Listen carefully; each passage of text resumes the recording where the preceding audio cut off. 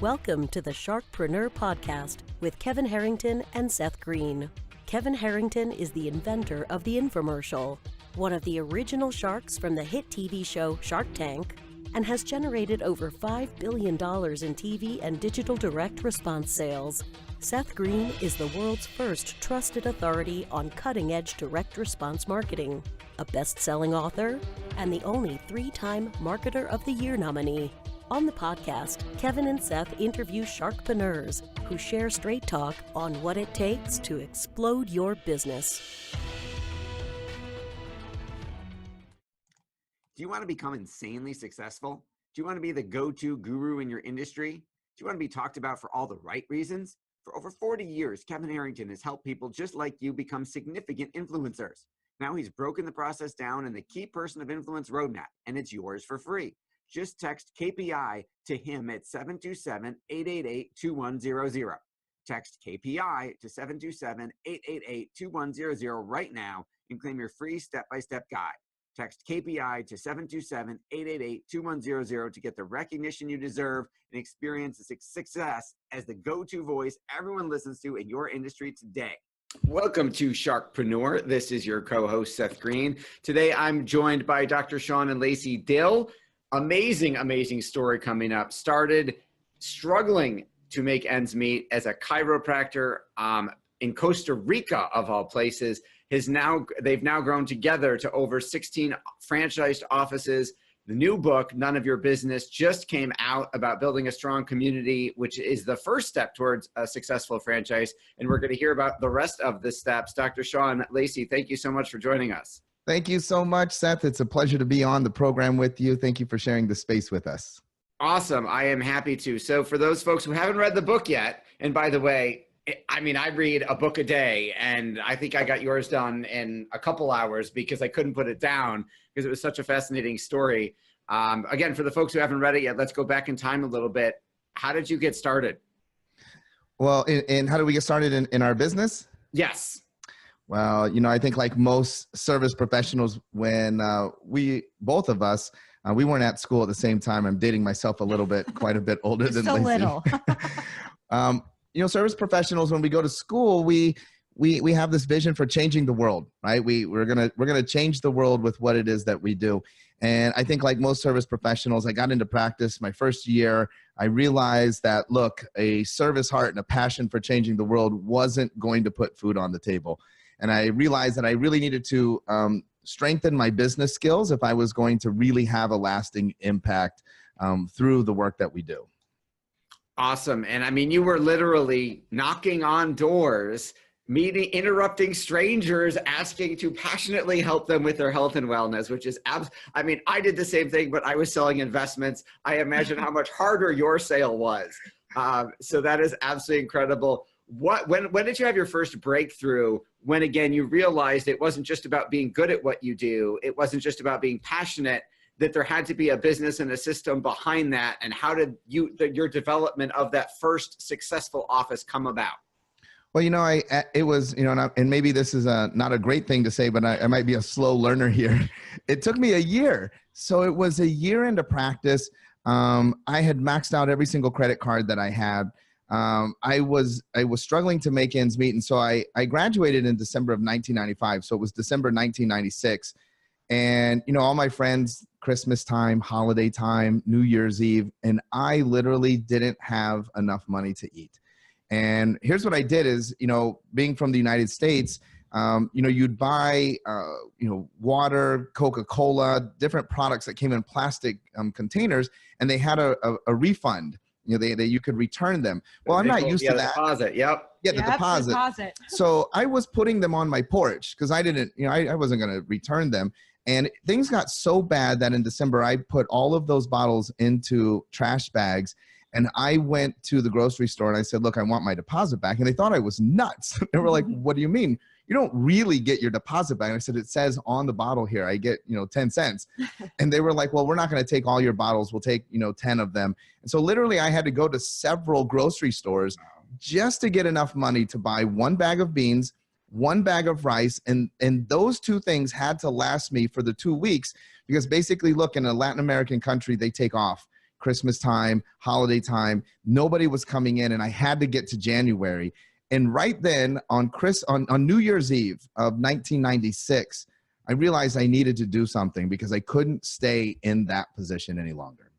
Okay, so incredible story. Obviously, that's the rags part. We're going to get to the riches. But first, we've got to get to the jewel. Lacey, how did you meet? So this is a really interesting story. So if we fast forward his move from Costa Rica, he was in Costa Rica for a total of 8 years and had an extremely abundant and huge flourishing practice out there. Seeing After on average, the beans and rice part, after yes. the beans and rice, A yeah. little bit. Ended up coming to the States and had to start from scratch. And so you can imagine the environment of Costa Rica and the States are very different when you're starting a healthcare business.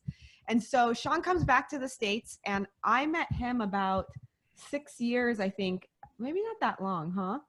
We're so bad at dates. Maybe 4 years after he was here. And what happened was he took the model that he had built in Costa Rica and said, this is the only model that I know, so I'm going to do it here in the States. So we have a all cash practice. We don't deal with insurance. Our price point, yay! Thank you for that. You've seen the light. Hallelujah. We've seen it over and over and over. And then we have a very high, price compared to most chiropractors. Yay! 2 for 2. And people looked at that model and said, I want to be part of that. But here's the thing, the same systems and infrastructure that worked in Costa Rica didn't necessarily completely translate over here into the States. Slightly different legal and regulatory environments. Just a smidge. And let me tell you, we have learned that the hard way. I always say, any entrepreneur can relate. We're here from the government. We're here to help you. Yeah. Help you, right? And isn't that funny? Because I would say that we did everything wrong to learn how to do it right. And I think a lot of people can relate to that. Absolutely. And that's the journey that we had. And so we actually had another rag story when we met up, because he was starting from scratch. I had graduated chiropractic school with tons of loan debt. And here we are starting this business, trying to launch a franchise, and back to a 625 square foot apartment with 2 kids. Oh, and wow. so back to, it wasn't rice and beans. I was a top ramen fan. I was going to say, when you said rice and beans, I wanted to ask what happened to ramen noodles, but maybe they don't have them in Costa Rica. No. They have them here, though. They worked well in the States, but again, built it from there, and kind of the same drive, passion, and understanding that a business does need infrastructure and systems to actually scale was, what we were focused on when we were building. All right, so I'm gonna go back in time one more time, and then we'll go to the future. So you built, and forgive my ignorance of the cultural and financial and socioeconomic aspects of Costa Rica, but you built a premium priced cash practice in a country that I believe stereotypically isn't necessarily known for that type of thing. Right. Yeah. And how did you convert the population who might have been thinking, I'm used to paying small amounts of money with insurance, if that, for chiropractic care, to say, oh no, you're paying me cash and you're paying me well? Well, the healthcare model in Costa Rica is a socialist model. So basically no insurance other than the government pays for all of their healthcare needs. So there's 2 models. There's the socialized medicine part of the practice, and then there's all the private practice. So basically they know that anybody that's in private practice, you're going to have to pay a premium for. When I moved to Costa Rica, I was 24, and literally, basically chiropractic didn't exist in the country. And one of the things that, a life experience that I've had is, in my 20s, I actually wrote the law that regulates chiropractic in the country of Costa Rica still to this day. So I wrote the law and lobbied for its passage in my 20s, which, looking back at it, that was probably a nuts thing to do, right? Like going out and doing that.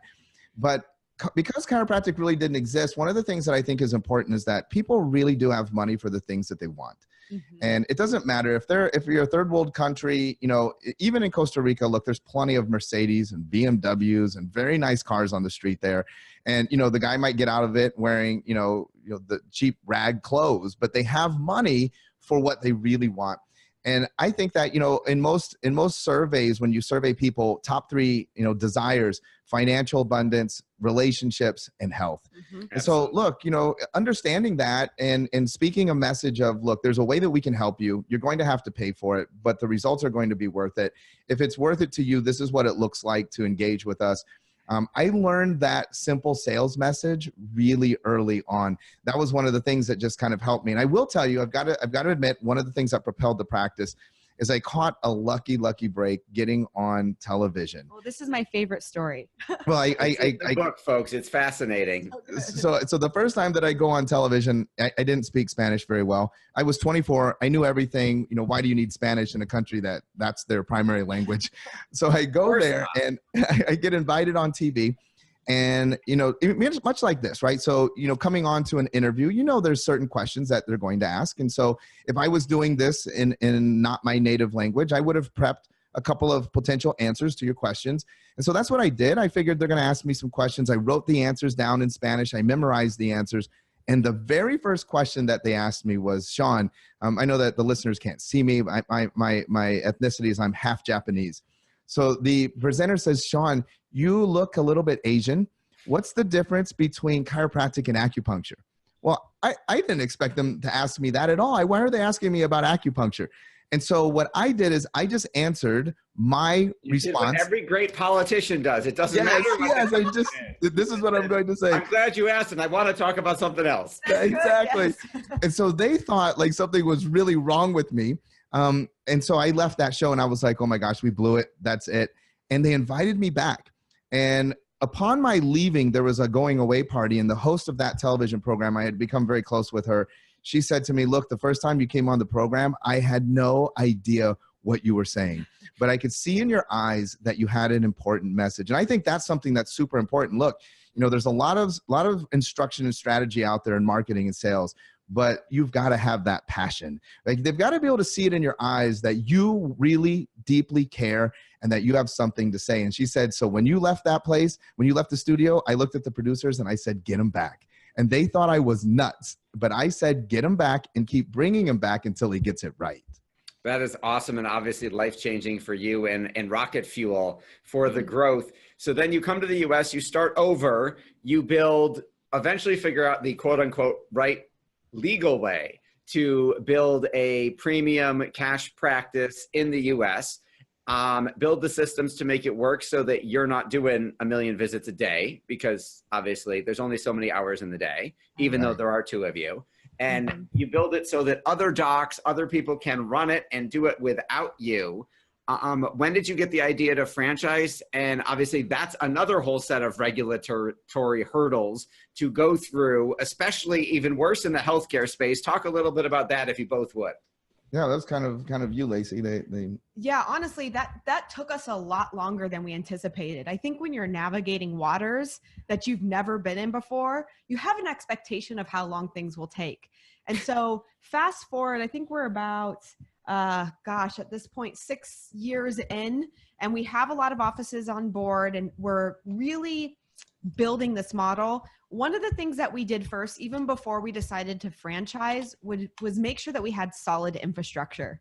One of our big platforms is infrastructure before growth, because we've seen a lot of companies collapse and fall apart because they grew too quickly and they didn't have the infrastructure in place, right? People see that all the time.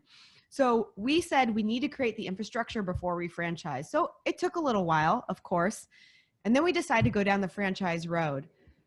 The amount that we thought it was going to cost and the time that we thought it was going to take. Zero on the end, baby. Oh boy. It was like when you go get a build out, like you build a house or you build out an office. You think it's going to take a certain amount of time. And double the price. That's right. That's about what happens. If it was what we realized far down the road, I mean, if we were selling hamburgers and we were creating a hamburger franchise, man, this would have been a breeze. Yes. But creating a franchise model in the healthcare world was really difficult. And there's only, it's not like you have 27 fast food places to follow. There's only a couple franchises in chiropractic at all. Right. And on top of that, I know like 3 of them and you're number 3. Right. And on top of that, all of our offices were not in the same state. So now you you're have also regulatory issues statewide in different states too. Exactly. Yeah, I think too, you know, And you were smart enough to not come to New York first, so that's helpful. Oh my gosh! Oh my gosh! I can't even. Well, we were in California. We picked the second hardest place to be. Right. Only place with with worse taxes than us, but you got better weather. True, yes. And you know, the regulations there, you know, that was something, you know, as Lacey was saying, we're going into uncharted waters, and frankly, you're not prepared for that, right? And you don't know all of the nuances that you're going to encounter. And you don't have any idea what the route is to get out of it. And so, you know, legal bills mounting up. And again, it's just, I think that's one of the things too, as an entrepreneur, you're a visionary, you don't mind taking that risk. And at the end, it ended up being worth it. Yeah. All right. So talk a little, so you built out the systems, you decide to franchise, you've gone now, I believe you're at 16 locations now. And what prompted you to write the book? Well, you know what? It's an interesting thing. It kind of goes back, and this is my my guilty admission here. I'm a big fan of reality shows, and there was a reality show that was many years ago that followed. It was an NBC show, and it followed a chef, and the chef was opening a restaurant, and they were following as a celebrity chef, and they're following the journey. And I don't think that the show ended as the producers anticipated. What ends up happening is that the restaurant's in financial trouble. It's actually a restaurant. It was in New York, and the investors are saying, look, basically we're going to have to get another chef, or you're going to have to buy us out. And that was how the thing ended. And one of the things I realized is, look, in the service world, you know, from culinary art schools, every chef desires to own their own restaurant, but they don't teach you how. And it was glaringly evident in that reality show. They don't teach you how to run a restaurant. You know, every lawyer desires to own their own firm. Every hairstylist desires to own their own spot, right? Mm-hmm. And so we saw this, and especially in our world in healthcare, oh my gosh, we realized that, you know, through our travels, probably the best clinicians in the world are unknown. You know, they have such great skill, and nobody knows who they are because they're struggling to make ends meet. That's the impetus for the book. We want the talented, skilled artists of this world, the service providers that have actually the ability to change the world, to fall in love with the idea of having a strong and healthy business so that they can reach more people. Awesome. Dr. Lacey, you've done a lot of this together. Talk about how that affects your personal relationship and how you balance the roller coaster entrepreneurial journey and financial journey. And it's one thing if only one spouse is going through it and the other one is just trying to support them emotionally while not freaking out financially. How do you do that when you're at work all day together too? Oh, Seth, that's a great question. So first I got to start with, you know, it took me a long time to realize that balance is overrated. I mean, you know, one of those things is, you know, and everybody who says, oh, I want to have balance in my life. I want to have balance in my life. And I understand the concept, but I think it's like a long-term strategy thing. I want to have balance over my lifetime. And one of the things is Shawn and I realized very early on that we shared the same passion and the same vision for what we were trying to achieve. And any successful entrepreneur that you meet that has a passion and a vision, that you meet them and you get behind that and you can feel that in them, like you immediately connect with them. And that's how we were. We connected very early on. And you know that that passion and that drive is what keeps them going to be successful. So because I think that we share that, we're able to navigate those waters together. But I got to tell you, it's not easy all the time. There has been a lot of ups and downs. Everything from learning the who does what in the business to the who does what in the household. I mean, we didn't just come out of it and understand how to do that. We had to learn over time that these were components of our life that we needed to figure out to make this thing work. And so we've worked really hard on that. And it's funny that you ask that, because people ask us that question all the time and they want to know, how do you guys do it? I want to add one more thing that I think has been super powerful for us and the people that we coach and consult with is, you know, even though we share one same vision, Shawn and I individually have our own visions. And we work really hard, instead of trying to compromise, to actually support each other on those own individual visions, because they're ultimately going to achieve the bigger picture. That's really good. That's what gets us through. I like that a lot. That's very helpful for myself and our listeners, I'm sure. All right. So you built these systems originally probably to get one practice running like a well-oiled machine. Talk about how they've evolved to handle the growth of 16, and then talk about where you want to take this from here. We look from an evolution standpoint, and especially, our emphasis is in the service provider world. And a lot of what service providers do gets centered around them as an individual. And so I think a lot of the evolutions of the systems have to do with moving them from being individualistic to being more generic. It has to be a system that will work regardless of the individual. So sometimes, things work well because you're very dynamic, or because you have a way with words, or, you have a, great bedside manner. And it's not going to work that well for the next individual who doesn't have that exact same personality. So we've had to work very hard on making systems that were basically plug and play, and it didn't matter who the individual was that's in it. Now, at the same time, you have to balance that, though, because they are still individuals. The doctors are individuals, and they get along with some people better than others. They are, do better work with some people. They have different specialties. And so there's a fine balance in kind of creating a system that kind of sits right on that edge between that individualism, but also a system that will work regardless of who it is. And so, revamping our marketing, our scripting, our sales systems, our referral strategies, all of those, so that it would basically fit regardless of who the person was that was there. I think that was the biggest change, is de-individualizing the systems to go into more of a scale opportunity. Yeah, I would add to that too, that we created a phenomenal culture within our group to where they allow us to test out these systems that we're evolving and changing, and they're completely on board with it.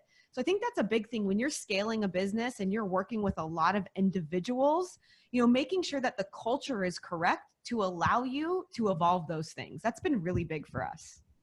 That makes a lot of sense. Now, one more question. I know your time is valuable, and then we'll wrap up. So 16 locations, obviously that's helping a lot of people. You've got a large ripple effect in terms of the patients that you're seeing. How are you marketing the clinics, and how are you marketing the franchise opportunity?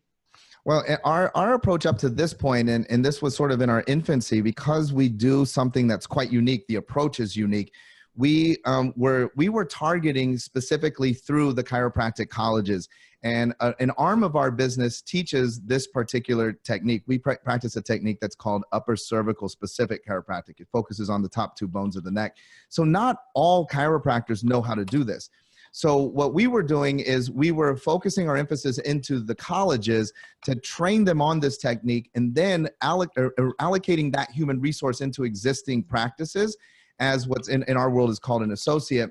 And then once they were trained, leveraging that to then create the next level or the growth of the units.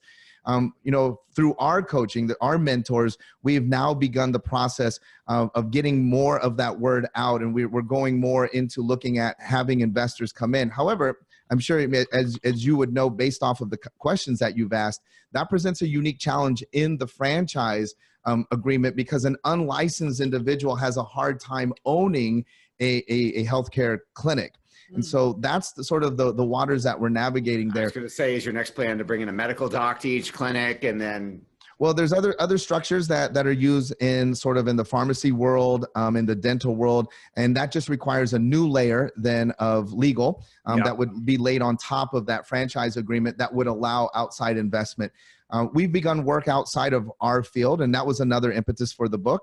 We do an event every year called Summer Camp. This year, we're having this coming up in June.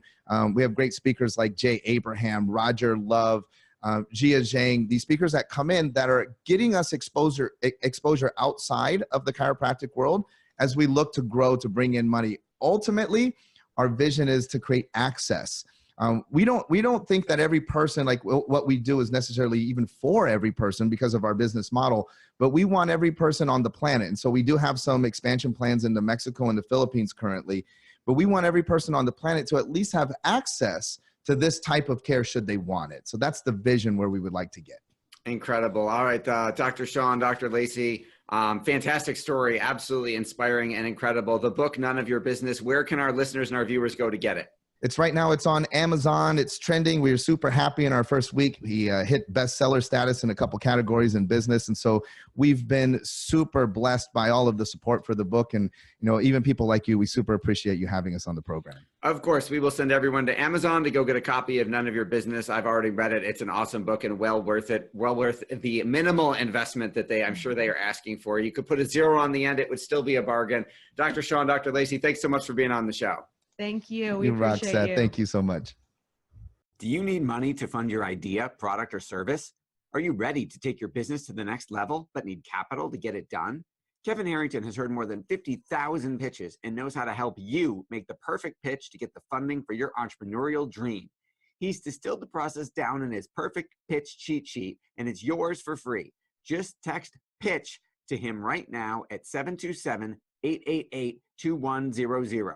Text PITCH to 727-888-2100 right now and claim your free perfect pitch cheat sheet.